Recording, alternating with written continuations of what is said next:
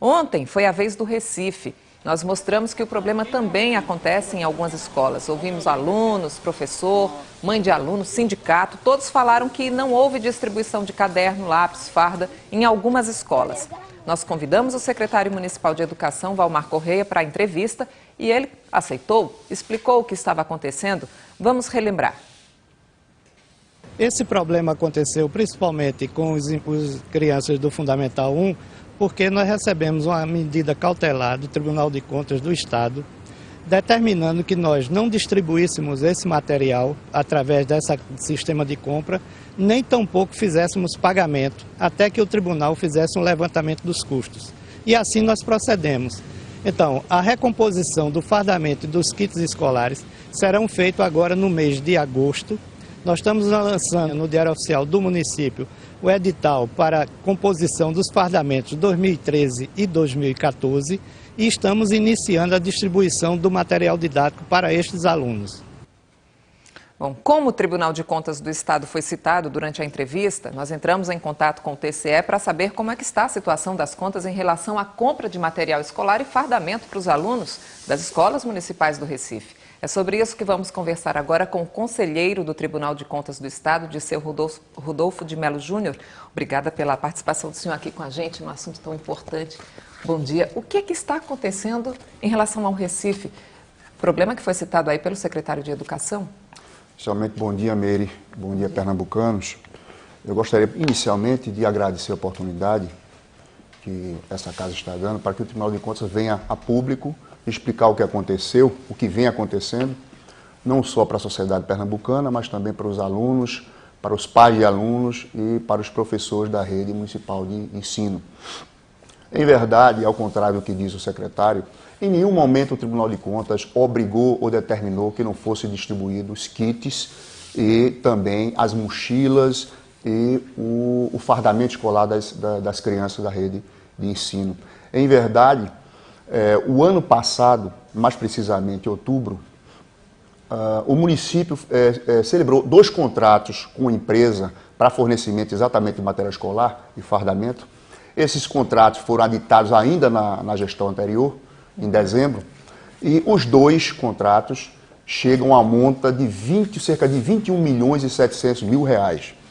Até por conta do montante de recursos públicos envolvidos, nós temos uma matriz de risco no tribunal e quando chegamos mais ou menos meados de abril, começamos a analisar... Abril deste ano, vocês já começaram a analisar? Deste ano, porque é um contrato que foi celebrado lá, mas se protrai para o ano 2013.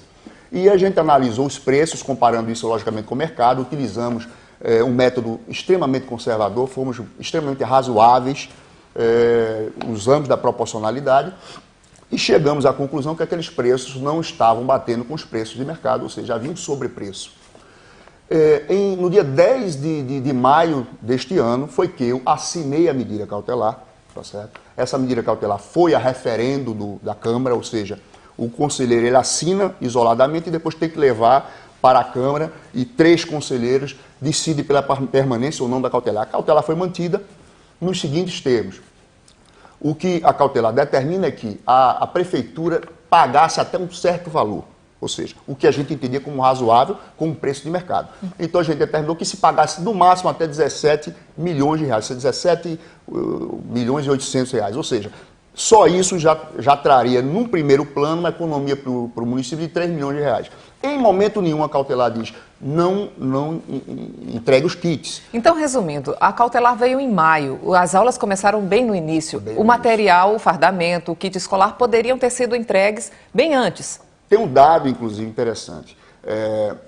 Quando assinamos a cautelar, o município já havia pago 3 milhões desses contratos e a notícia que eu tenho é que mais de 50% desse material já tinha sido entregue à prefeitura. Qual é a situação hoje? É a mesma que havia em maio? Olha, hoje eles estão num processo de licitação, né? Existe esse material, é a notícia que eu tenho, já na prefeitura, eles estavam fazendo levantamento da almoxarifado para fazer a distribuição. Eles devem ter os critérios, até porque, analisando essa questão toda, tiveram certa cautela, porque foram contratos celebrados na gestão anterior. Mas, em nenhum momento, o tribunal determinou que não fizesse a distribuição do material escolar. Deixando claro que a recomendação em relação ao pagamento do valor à empresa que fornece o material e não a distribuição. A gente sabe que o senhor é o relator das contas do Recife, mas a gente está falando também de outros municípios e, por isso, eu gostaria que o senhor orientasse, recomendasse os prefeitos, né, de todas as cidades pernambucanas, porque já está na hora de fazer o procedimento legal para comprar o material para o ano que vem, para os alunos não perderem o ano sem conteúdo, sem rendimento, tudo anotado em cadernetas, por exemplo? Veja bem, Miri, esse ano de 2013 a gente tem uma certa tolerância no tribunal por ser o primeiro ano da gestão, a não ser naquelas que há uma continuidade de gestão. Em Olinda, por exemplo, é a continuação de uma gestão. O fundamental é você ter uma ação planejada, uma ação responsável. O que seria isso? Fazer levantamento permanente de demanda de alunos, verificar como estão os contratos, se os contratos estão expirando, se não estão expirando, verificar também a questão da escala. É muito importante se comprar uma escala maior para que você tenha preços mais acessíveis no mercado e não fazer fracionamentos. E outra coisa que nos preocupa bastante é um novo instituto chamado Carona, ou seja, os entes públicos pegam carona em atas de registro de preço de outros entes. É importante saber se aquelas atas se adequam, se estão adaptadas à demanda que se vai comprar e o que se vai comprar. Bom, então é preciso ficar atento também, você que é cidadão, né, você mora aí em qualquer cidade pernambucana, você pode acionar, inclusive, o Tribunal de Contas, se você perceber alguma irregularidade, alguma falha em algum processo. A gente vai continuar falando de Olinda aqui, porque a gente recebeu uma resposta ontem, né, nós convidamos um representante da Secretaria da Educação, infelizmente ele não pôde vir, mas ontem a gente recebeu essa resposta dizendo que os kits de material escolar, bem como o fardamento, são adquiridos com recursos próprios do município. O orçamento previsto para o fardamento no ano passado era de 2 milhões. No entanto, com a exigência da rede de ensino em melhorar a qualidade do material, este valor dobrou e para a licitação deste ano somou 4 milhões. Quanto aos kits escolares, a previsão orçamentária é de 2 milhões de reais. Então, conselheiro, quando o recurso é próprio do município, o Tribunal de Contas pode entrar nessa história para fiscalizar o que está acontecendo? O Tribunal de Contas fiscaliza, independentemente do recurso ser ou não do município. Existem os repasses que são feitos pela União e pelo Estado, mas são repasses que entram no orçamento do município. A única possibilidade do tribunal não fiscalizar é quando há transferência voluntária, ou seja, são os chamados convênios.